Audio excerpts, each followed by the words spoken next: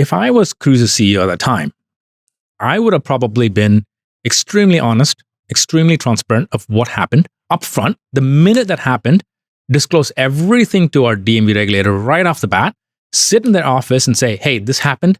I understand this is not the right move for us. This is how we see that going forward. How do we work on this together? Absolutely. Sunlight is the best disinfectant. This Week in Startups is brought to you by Intercom. Intercom's AI-first service is the best thing to happen to your customers since you. Twist listeners can get 90% off Intercom's platform at intercom.com/twist. Squarespace. Turn your idea into a new website. Go to squarespace.com/twist for a free trial. When you're ready to launch, use offer code TWIST to save 10% off your first purchase of a website or domain. And AssemblyAI. Get maximum value from voice data with AssemblyAI. Build powerful products and features for your end users on the industry's leading speech-to-text models. Get 100 free hours to start building at assemblyai.com/twist. All right, everybody, welcome back to This Week in Startups. I've been talking about self-driving cars a whole bunch because, hey, they're starting to become reality, but there are concerns around safety. And so today's guest from Halo Car reached out to me after I talked a little bit about remote interventions, specifically around the tragic case in California of Cruise covering up one of their cars, dragging a passenger who had been hit by another car operated by a human. And Waymo got back to me as well when we talked about it on the All In podcast a couple of months ago. So I invited Anand Nandakumar on the program from Halo Car. How are you doing? Fantastic, Jason. Thanks for having me. Okay, explain to us what Halo.car does and how it's different than what we've seen from the other autonomous driving startups. And of course, we'll play one of your videos while you explain all this. Yeah. First of all, we're not an autonomous car company. Instead, we make a hardware kit that can go into pretty much any vehicle that would allow us or a vehicle operator to remotely drive the vehicle end to end. Okay. All right. So this is a video game. This is Grand Theft Auto. I kid. With real world consequences. With real world consequences. So here we go. For people who are not watching the video, go to youtube.com and search for This Week in Startups and Halo Car. But here's a Halo car. It looks like it has some cameras on it. It looks like it's a Kia. And then there's somebody literally driving remotely with what looks like a video game controller. Am I correct? That's a video game controller? Very similar, yes. Okay. And this is happening. Halo.car is happening in the real world today. It's live. It's live on public roads, correct. Okay. Where are you live right now? What jurisdiction? In Las Vegas. Okay. So in Las Vegas, I see what looks like a video game player sitting in a very comfortable chair. Looks like a nice video game person's chair. And they have that classic, I guess, I don't know what the race car games are, but you got that driving, and that's connected to the steering wheel. So this requires a human, and it requires a really low latency connection. Am I correct that those are the two most important factors here? And also the cameras, so they can actually see around the car. So all three, for sure. Now, the benefit of self-driving is removing the human from the car, so you remove the expense. Travis famously said at a conference, like, the major expense here after the car and the insurance is the driver. So yes, if the driver's not in the car, Uber would become a lower priced concept here, but this doesn't lower the cost, does it? Or do you envision eventually that somebody in Manila getting paid $1 an hour will be driving these cars? And would the latency then be acceptable? And is that eventually where this heads? Yeah, so think about it in a different way here. So our mission, the reason why I started the company in the first place, is to move the world away from traditional car ownership concept into a fully serviced concept, where you push a button, a car will be delivered to you wherever you are for you to drive yourself. So once you get to your destination, you don't worry about parking, because let's be honest, parking is always a nightmare. So once you get there, you simply hop off, walk away, the car just disappears magically. So this is like a this is a Hertz competitor more than an Uber competitor. Am I correct? Absolutely right. So the way you want to think about rideshare in general, so we want to start off with the car rental model first, because getting a car at the airport is a cumbersome process. We've all been through, terrible experience where you have to get a shuttle bus and go to a random parking lot, wait there for a couple of hours, and then the guy sells you insurance, not the car, right? So you want to skip all that and assume saying, what if a car could be delivered to you inside the airport? That's the first kind of segment that we want to, really improve. Once we do that, that's a low-level market where you went in and get familiarized with customers, getting this service out there. And then that starts going to short-term rentals as a next phase, where you don't need to keep the car for 2 days or 3 days in a row, just like a normal car rental. You only keep it for a few hours. So you make multiple stops, right? That's the most expensive part for about Uber. When you make multiple stops, it just jacks up the price really quickly. But if you have a car for a couple hours, you make all your stops and drop it off in a hotel and walk away, the car's gone. And when you want one, you push a button, it shows up again. That's a second phase that we think that we want to get into the market. And the ultimate is the rideshare itself. Think like Uber, but you drive yourself, so you have the best of both worlds. You don't have a driver inside the car, right? And you have the convenience of car coming to you instead of you walking 20 blocks in crazy heat like here in Vegas or in a crazy rain to get to a car, and you can't unlock it. You have to call a customer service agent and like just dealing with all this kind of crazy overhead of having a car. Yes. And if you were to do this with humans, correct. I had a service like this that I used when I lived in Los Angeles, where I would drive to the curb and somebody would jump in the car and take my car, put it in parking. Yes. And then when I was done, they would do the reverse. They would come and bring me my car. Exactly. I think it cost me like an extra $50 or $100 to do this. Yes. And I don't know if that service still exists, but it was a pricey service, I'll tell you that. And we had one here in San Francisco called Lux, Luxe. Yeah. And I don't know if you remember that one, but I would drive and I would normally pay $25 to park in the Tenderloin. Plus I would give the guy $5 on the way in, $5 on the way out. So it was $35. And they started doing it for $30 to have a valet waiting in a valet blue jacket outside my office, hand them the key, they would park, and then I would tell them, hey, wait downstairs, and they would wait for up to, I think, 20 minutes for you. That's right. So that was kind of nice, but it's really expensive. That went out of business because I think it was too pricey. Yeah. So the economics there is very difficult because think about this. A guy has to be in the location where you're going to drop off the car, number one. So they have to get there somehow and then take over the car from you, go park in a random place, and then they have to get a ride back to wherever the other customer is going to drop off. The next customer is going to drop off the car. So just the shuttling the actual driver from one car to another is a very big hassle, right? And the other part is now you need to have physical labor that is present in a very high density city that is extremely expensive to live in already. So instead, what if the driver could be in Vegas, but repositioning cars in San Francisco? So, okay, hold on here. Now we're talking. Living in San Francisco, if you put a job description out for talking to somebody who put a job description out for $75,000 recently in San Francisco, and they said they got like hundreds of replies. Yeah. The majority of which were, are you insane? $75,000? How would anybody live in San Francisco on $75,000? Now, this was for like an administrative position that AthenaWow.com could have done for you for $36,000 a year remotely, but they're in Manila. And the cost of living in Manila is quite different. So a driver in San Francisco needs to make, gosh, I don't know, like $90K. $90K, okay. Yep. In order to just have like a basic sustenance as a living. Yep. Whereas a driver in, I would guess, Las Vegas could live off of half that, 2/3. Oh, easily. About 55, 60K. That's like a good capital to live in here because the cost of living is so much lower. You don't have state tax.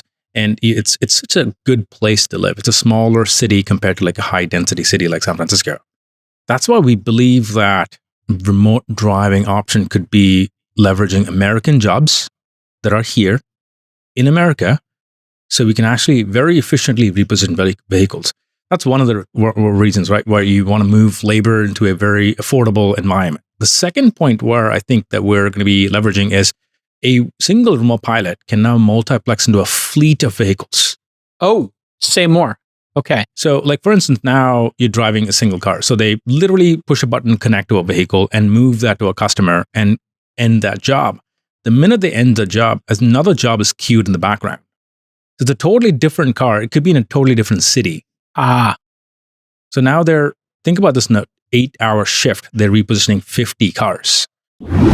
Hey, startups, you've probably heard the saying, better, faster, cheaper, pick any two. Well, AI has changed that equation, and Intercom is all in on AI. Intercom built its first AI customer service platform so that no company has to compromise when it comes to caring for their customers or saving money and controlling costs. These things are important. Intercom's AI tools are so smart that 50% of their customers have their issues resolved in just seconds. That's thanks to Finn, an AI co-pilot. Yes, Intercom has an AI co-pilot. It's called Finn. Think of it as like a personal AI assistant for each of your customer support agents so they get really, really good at their jobs. It makes them so much more effective. Finn is a big deal. It's going to boost your agent efficiency by 31% or more, and managers of customer support teams that use Finn are reporting happier customers and very, very productive teams, all while staying on budget.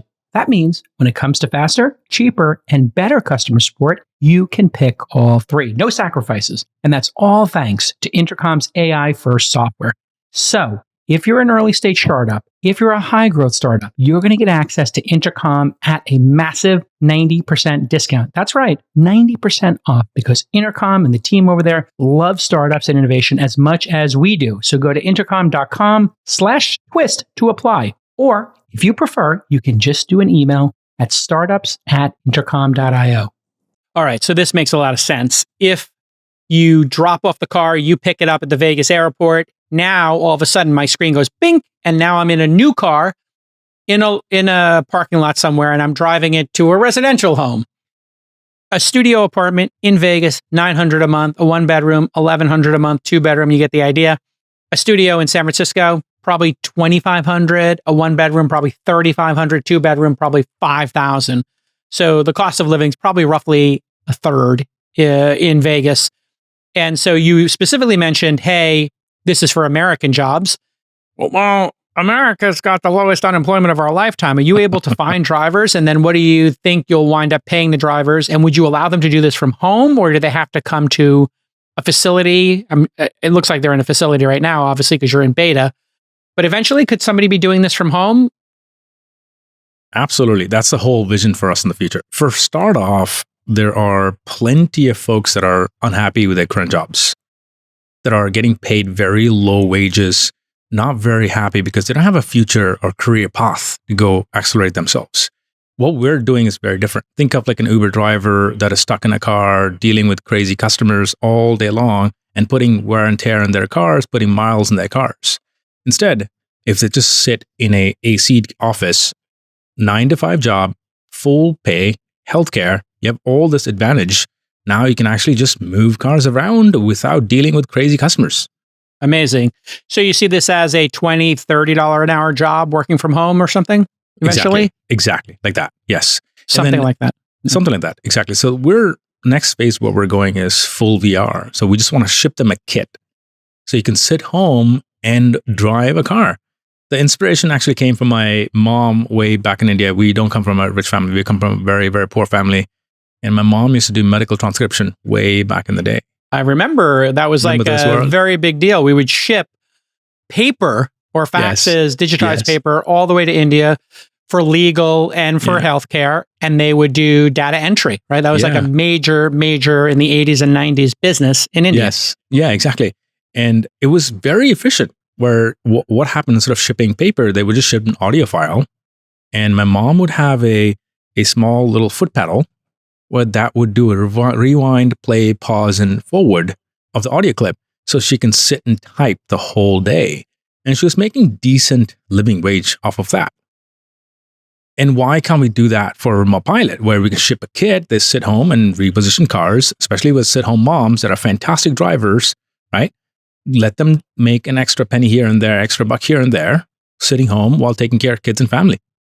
Now, what about combining this with self-driving? So if there's self-driving in the car, having a safety driver seems to be wise. So have these other self-driving car companies come to you and said, hey, we're Waymo or Cruise or whatever. I suppose they would want to do it themselves, but there's a lot of people making self-driving car technology today. So do you ever see a hybrid where, I'm driving from home, I've got my headset on, or maybe I've got 10 cars. I'm watching a fleet of 10 cars driving around, and it has a percentage certainty. Maybe this car in Boston, it starts snowing and it's like, hey, this is that 50% certainty of safety and slow down. Hey, everything going on here in Arizona, California, smooth sailing, Texas, no rain, perfectly dry. They're all at, 99.59s. And then that driver can just jump on and monitor the most acute situations. Is that where this heads? Absolutely. Love that. I'll give you a little bit of context here. Before starting this company, I was leading perception teams for Uber at the self-driving unit. So we would constantly see problems with our autonomy stack, constantly see edge cases with our autonomy stack. So traditionally, just like you mentioned, all these edge cases are handled by a safety driver inside the car, right? And then what would happen is we would offload terabytes, almost petabytes of data from a single day's drive. And then it'd be an army of people that have to go through all the interventions and try to see and understand what really happened and then retrain all of our models for that specific edge case. The thesis behind why I started the company is I don't see automation happening overnight. We don't see level 4, level 5 happening overnight. It'll be a gradual progress towards full autonomy at one point. That's how I see automation happening. But even when automation happens, even when level 4 is there, we will still need humans in the loop. So that is a world I'm building for today. Tell me about, there have been 2 instances that you are, I'm sure, acutely aware of. One of them is the Cruise dragging a pedestrian after it was hit by a human. And then obviously there was the tragedy where an Uber safety driver was playing Candy Crush, I believe, as dark as that is. And I don't know if you were there during that terrible time, but the safety driver literally didn't do her job. So take me through those 2 instances and what the industry has learned from them. And has that set the industry back? And if so, how much?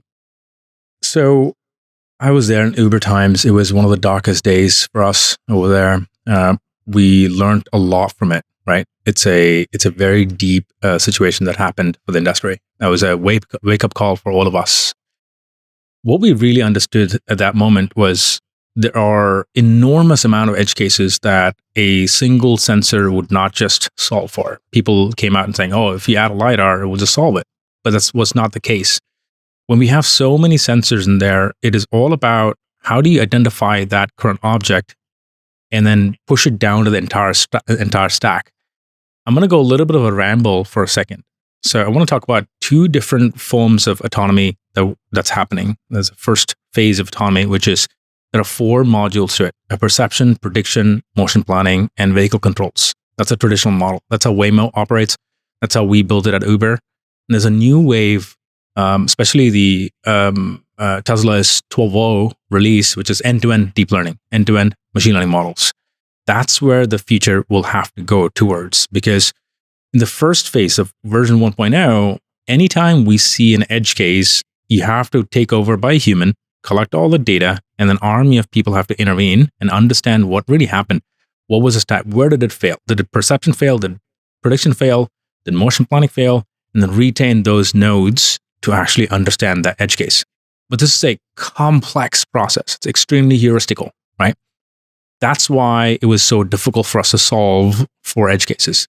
What's happening now is very, very interesting, where you're pushing all of the learning to the edge. That is, let the car by itself understand what the edge case is. Let's not have a human teach what the edge case is, but let's try to supervise that with data that we can give, context that we can give. So let the models understand that by itself and get over it. That's the right way to do it for self-driving in general, right? But if we remove the driver from the car, it gives us the ability to scale that up a lot faster with a remote human that is able to supervise and push the autonomy stack. Got it. Where are we at with autonomy? If we were to look at, say, for every million rides that occur in a city here in the United States, right now, obviously, for every million miles, it must be a fraction are being done autonomously, like way less than 1%, correct? Mm-hmm. That's fair. Between Waymo. Yeah, that's right. When does it get to, in your mind, 10% of rides? 10% of Uber and Lyft rides, ride-sharing rides, move over to autonomy? Yours, Elon's, Waymo's, Cruise's, whoever. When will we hit 10%? This is a very hard question to answer, right? Okay, so that's why I asked it, yeah. You're not going to ask easy questions. So I would say in this game, Elon's probably the furthest along. Primarily, Elon is. Got it. Elon is. Tesla's probably the furthest along, in my humble opinion. That's primarily because they have the ability to collect fastest possible data than anybody else. They have the millions of cars that are already driving in all over the world, right? Collecting all these edge cases, number one. Number two is they have the unique ability to run machine learning models or end-to-end models in shadow mode. So even when you're driving a car, the car is technically in simulation mode in the back end, underneath itself. That's a huge power advantage. If you think about the Waymos of the world, I have two different difficulties with that model. One is your ability to scale, because you need to be in every single city, every single area for you to hit the 10% Uber rideshare market. That's a very difficult problem to solve capital-wise. Even though Waymo has unlimited check size, right? But each of these cars are $300,000. 300,000 still. Wow. That's right. Yeah. But they're doing something like 50,000 rides a week, is what I heard. Yeah, but 50,000 rides at like $6, $7. Think about how much is that going to bring back, right? Plus, these are not assets. These are depreciating value. Cars, the more miles you put, the low return it has in it. Okay, the internet has never been busier. Everybody's creating new websites, new products, new services, and search is changing. Search engines want to keep visitors captive, and AI-generated content is creating so much noise that you're going to have to beat. So you need to get your search engine optimization correct. And you can spend a ton of money on SEO consultants, or you can just use Squarespace's built-in SEO tools and get the best of breed in the world. You are the best person to tell the world about what you're building. So Squarespace has built a wealth of tools to help you reach your audience. Sitemaps, automatic content markup, and clean URLs are just the start of getting your SEO right. Squarespace also has SEO tools for e-commerce sites, right? Which are a whole different genre of website where you got a lot of SKUs, you got a lot of items, and you want each one of those to rank. So they're going to help you write SEO-friendly copy for your site, all thanks to their in-house AI tools that you can then tweak. No matter what you're working on, Squarespace can help you get the word out without forcing you to get a PhD in the latest tweaks to Google's algorithm. So here's what you do next. Go to squarespace.com/twist for a free trial. And when you're ready to launch, go to squarespace.com/twist to get 10% off your first website or domain purchase. That's squarespace.com/twist. So you think Waymo has and I heard Bill Gurley talk about this on his podcast, they have a unit economics problem. Yes, 300,000 for one of those cars. Correct. Even if it's 150,000, you can only do so many rides in it per day. And if they're charging $7 a ride, man, that car's got to cost $5,000 a month to maintain and whatever and supervise. So, yeah, I don't know when they hit break even, but it's got to be 100 rides or so. No, it's got to be 1,000 rides. Thousands, yes. Yeah, maybe 1,000 a month, which would be 30 a day, right? For several years to just get above that mark now. Just to break even, right? Just to break even. Doesn't include your HD mapping.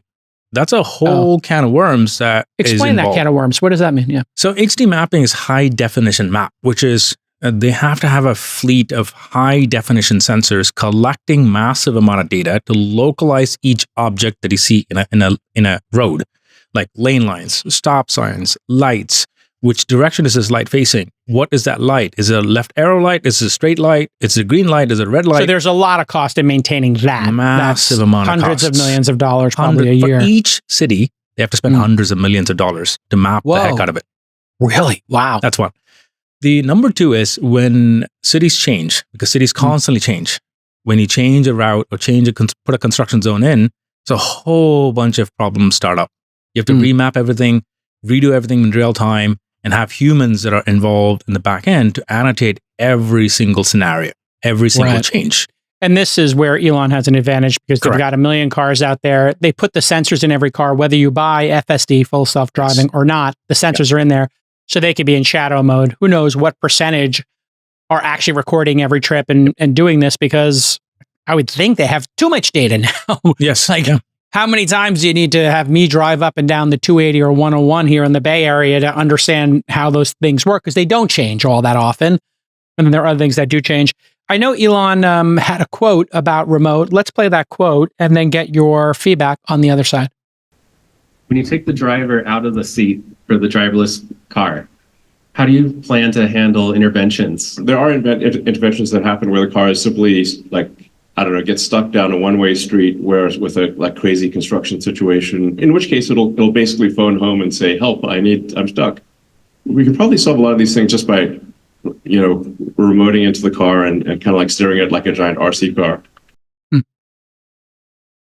So this is what we bet, right? So we've kind of put a very proprietary hardware into a Tesla that allows us to remotely take over the vehicle, shift it in gear, drive it. You literally see this video right now. There's nobody inside the car. Got it. So here you go. You're driving on a course with a bunch of cones. You've got, 5 different views. I don't know if those are the Tesla cameras or yours. I'm assuming they're the Teslas. Oh, they're yours. So you bolted on more cameras. Yeah. But everybody knows the Tesla's got a bunch of cameras around it. And so, you could be the outsourced takeover group for, you'll be the AWS for anybody who needs this as a service, remote driving as a service, boom. And where this really makes sense, I think, is trucking. Yes. So have you considered trucking as an option? Because one of the issues with trucks is they have to stop so the driver can sleep. And that sucks. Drivers are pulling over to Starbucks, wherever a truck stops, sleeping for 8 hours, waking up. It's just an arduous life. And they don't get to see their families for weeks at a time. I could see your technology working incredibly because I could hand off, I could do 8 hours. 8 p.m. comes around, I've been driving, now you take over. Maybe you're in another city where it's daytime and you'll be nice and fresh. And boom, you work on your time frame. 100%. So there are a couple things here I want to talk about. One, especially when it comes to logistics, there are vans and there are big rigs, the articulated trucks. Both need some form of human intervention when you think about automation. So big rigs, for sure, automation is the way to succeed here, right? The long trips on the freeway, going from California to Texas, those are really good routes that can be fully automated. But the difficulty for big rigs when it comes to automation is how do you get it into the ramp and how do you get it off of the ramp? Got it. So autonomy will come to those trucks. They're going to rock it going across the 10 freeway, 100%. Across the United States, whatever. 100%. But when they have to get to the local Walmart and unpack, that's where you would take over. Exactly. Amazing. Show us, I know you had another video that you wanted to show of your operation. Maybe we could show that video and you can just give us any more specifics that we missed. Yeah. Sure. So I'm going to take my phone and just walk us through the facility here we go. Live. And I don't know who's driving, what they're doing, what jobs they're doing. So we're just going to go right in the drive controls. Here we go. And take a look at it. So here we go. Oh, this is a first. It's a first for This Week in Startups. A live view of the drivers. He's walking over out of his private office. And let's see what's going on in the pit. Here's the pit. Bunch of drivers. All of our engineers are here. So I'm going to walk you through our drive controls. Let's see what they're doing. Nicely done. All right. So we tend to keep it very quiet here because they're focused on driving. So we have multiple pilots at the moment driving. We see this gentleman right here. He's driving a car live on public roads, all in Las Vegas. Amazing. Full controls. He has full visibility around the car. In fact, the way we engineered our sensors is they can see better than yourself sitting inside the car. If you think about a car, it's not made for high visibility. It's made to protect you to sit inside the car in the case of an event happens. So you have these A-pillars that are preventing you from seeing the edge of where the car lands on the road. So here, we don't have to worry about that. We have to give them best possible visibility so they can sit here, literally drive a car. Yep. Far away. Amazing. And so they've got their main camera is the dash. They're seeing right across like you would if you were sitting in the car. But they also have looks like at least 5 other views. And there's 6 cameras here, it looks like. So they can see the side, behind, the left, basically all 4 quarter panels, it seems, and behind them.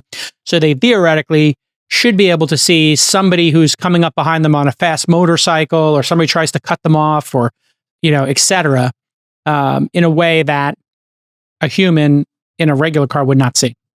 That's exactly right. So they Yeah. can actually intervene, take over, drive wherever they want to drive, and park a car. They can actually do a lot better parking job than ourselves sitting in the car because they have so much visibility around the vehicle.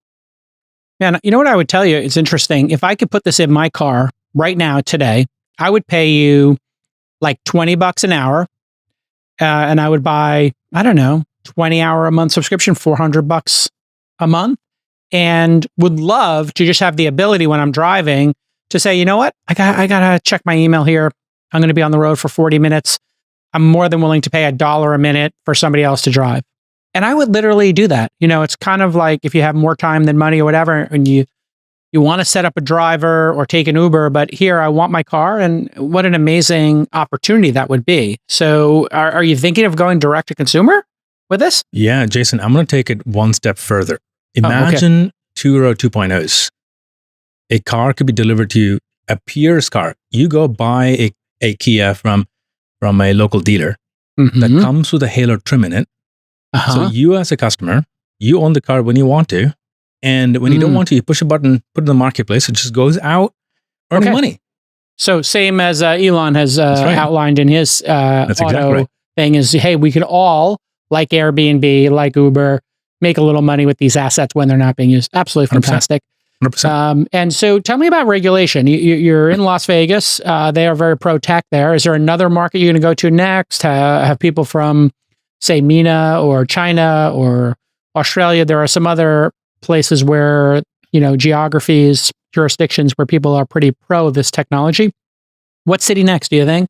Yeah. So Nevada was the first one for us. They're very friendly for autonomous vehicles and futuristic for tech. So we came here. I actually started the company in San Francisco first and moved here a few years ago, worked with the DMV very closely, drafted the first legislation for them and got it passed.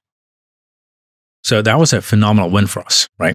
Now we have other states that want to do the same thing. We talked to Florida, we have Texas, we have Arizona, we have Michigan, and now California is extremely open for this. And we can go deploy in all these states, working with our regulators up front. That's what they want. They want companies to come to us, come to them, and draft what the future is going to look like. And we can actually have a path for drafting the legislation right now. Outside America, we totally see countries like Japan coming up right now for us. Think about it. Tokyo is a very dense city. Right? You can't have cars. You can't own cars there. It's very difficult to own cars, right? So you want to have a car share service that is extremely popular, that is very low cost to run. The OpEx has to be very low. So you push a button, it just gets delivered, and you don't have to ever worry about parking it. Amazing. And this is where, if we have less cars in parking lots, you can then reclaim that space. So if you think about the average American home or an apartment building, we have a minimum number of spots you have to have. So just think about if you're a homeowner and you have, I have a 2-car garage. If I didn't have cars, that 2-car garage could be turned into literally 2 more bedrooms in my house. Yes. It would be literally put a Jack and Jill bathroom in there and I have 2 more bedrooms. You could turn every 3-bedroom house into a 5-bedroom house just by taking over the garage. So this could have massive ramifications on second order effect on things like housing. You got some giant, I remember when I was in a corporate housing, when I first moved to Los Angeles, Santa Monica, there was an equally large building for cars, a garage that was 5 stories. You could convert that into another 50 apartments easily. And so this is the future, folks. Absolutely amazing. Great job. All right, you might not realize this, but we're all producing and consuming more voice data than ever before. What is voice data? That basically means any audio recording, like the one you're hearing right now, of human speech. Or it could be video content, like the library of video content you have at your company or startup. If you're building a product that uses voice data, you need to check out AssemblyAI. It is a speech-to-text model that helps you quickly build new product capabilities based on voice data. And you do this with just a few lines of code. Their speech AI models let you turn consumer calls, virtual meetings, video scripts into insights, action items, and transcripts. Well, you can join over 200,000 developers who are now building with AssemblyAI. When you hit 200,000 developers building like AssemblyAI has, that means you're the gold standard. So here's an example. Vidio makes video editing tools that my team use every week here on This Week in Startups. And you'll see captions over our clips. Well, we wouldn't be able to do that without AssemblyAI crunching all that audio data in the background And that's what V.io does. They use AssemblyAI, and that provides the world's lowest error rate and up to 30% fewer hallucinations. So here's your call to action. Build powerful AI experiences for your end users on the industry's leading speech-to-text models. Head to assemblyai.com/twist and get 100 hours free. Hey, that's great. Go play with it. You're a developer. You want to play with this. Check out assemblyai.com/twist today. I didn't ask you about the Cruise accident. What's your take on what they did with regulators? They seem to, according to all reports, have lied or, not been fully honest. And it seems like they cleaned house over there. Is Cruise toast? Have they burned the bridges with regulators? What's the back channel in the industry about what's going on at Cruise? What do people say about Cruise when they're, in your industry on the back channel and nobody's listening? Yeah, that's a sad one for us in the industry. Absolutely. There's a fine line between building a software company and a very safety critical company, where in software side, you can push the boundaries beyond regulations and, growth at all costs and launch at all costs kind of mindset works really well. So you can iterate it really fast, right? Based on any kind of change that happens. But when it comes to driverless cars, you have a 4,000-pound vehicle that's on public roads. We have to be upfront with regulators. In fact, most of the times, even regulators don't understand how to regulate this industry. They're not like heavy researched folks that are coming from this industry. They want to work with private sector because... So that involves trust. Correct. Exactly. So this is how I would frame it. If I was Cruise's CEO at that time, I would have probably been extremely honest, extremely transparent of what happened upfront. The minute that happened, disclose everything to our DMV regulator right off the bat, sit in their office and say, hey, this happened.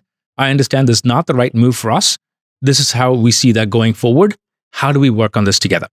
Absolutely. Sunlight is the best disinfectant. Absolutely. They basically, for people who don't know, they submitted, according to reports, the first part of the Cruise car hitting the pedestrian, which was hit by another car. It was kind of like a ricochet type thing. Human car hits human, pedestrian. That pedestrian then gets knocked in front of a Waymo. No fault of the Waymos. It apparently stopped as quick as it could, but still hit it.